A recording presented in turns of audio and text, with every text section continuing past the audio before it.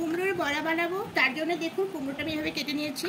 খুব পাতলাও না খুব মোটাও না, ঠিক এভাবে কাটতে হবে। তা কেটে ভালো করে পরিষ্কার করে ধুয়ে নিয়েছি। এবার এখানে একটা ব্যাটার তৈরি করব।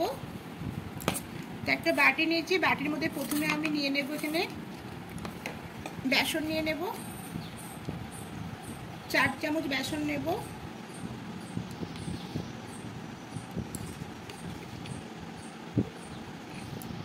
যেমন বেসন নিলাম, আর নেব 2 চামচ চালের গুঁড়ি।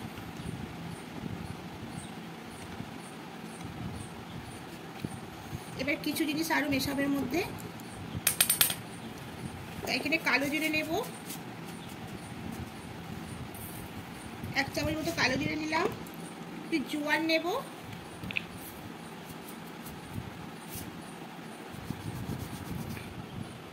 জোয়ান নিলাম। এবার হলুদ গুঁড়ো নেব, লঙ্কা গুঁড়ো নেব,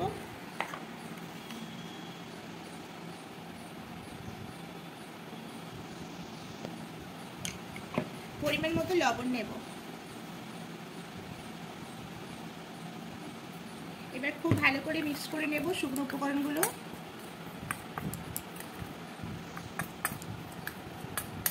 এবার অল্প অল্প জল দিয়ে একটা মোটা মতো ব্যাটার তৈরি করব। ব্যাটারটা খুবই মোটা হবে, পাতলা হবে না।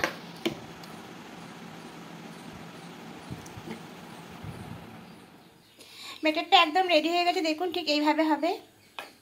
তুলে দেখাচ্ছি আমি। তাই এদিকে কড়াই বসিয়েছি, কড়াই সাদা তেল দিয়েছি, তেলটা গরম হয়ে গেছে। এবার এর মধ্যে এভাবে নেব, কুমড়োগুলোকে এভাবে নেব, ঠিক এভাবে লেগে থাকবে দুদিকটা। এবার তেলে ছেড়ে দেবো।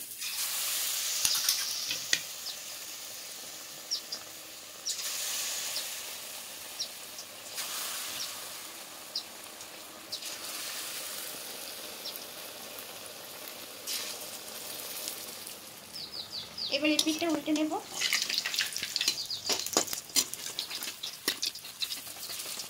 আর এরকম করে করা যায়। তা এখানে আমি দিলাম যে ব্যাটারটা করেছিলাম। এবার এর মধ্যে সামান্য একটু বেকিং পাউডার দিয়ে দেব, দিয়ে খুব ভালো করে মিশিয়ে নেব। আর এর মধ্যে একটু গরম তেল নেব,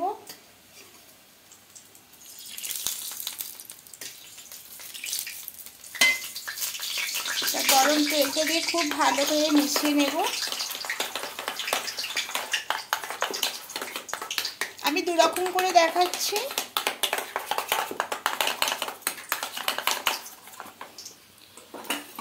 এদিকে বড়াগুলো হয়ে গেছে, এবার এগুলো তুলে নেব।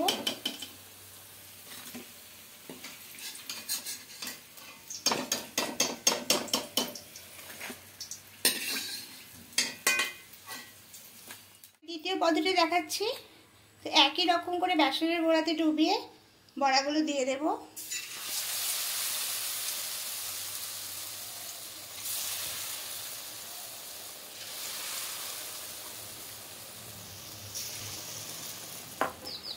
এবার এই পিঠটা উল্টে নেব।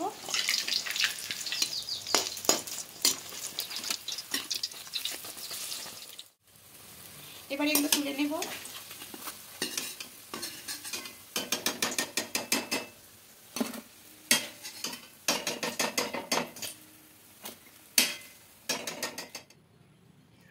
দেখুন 2 রকম ভাবে করলাম। প্রথমে একটা এমনি করেছিলাম, এটাও খুব ভালো ক্রিস্পি হয়েছে। দেখুন একটু ভেঙে দেখাচ্ছি, দেখুন কতটা সুন্দর। খুব গরম, বেশি ভাঙতে পারছি না। আর এটাও দেখুন কতটা ফুলেছে, কতটা বড়বড়ে পড়ছে। তা বেগুনিগুলো একদম রেডি হয়ে গেছে বন্ধুরা। তো এইভাবে বানিয়ে দেখবেন, যেটা মনে হয় সেটাই খেতে ভালো লাগবে। আর অনেকক্ষণ এগুলো মুচমুচে থাকবে।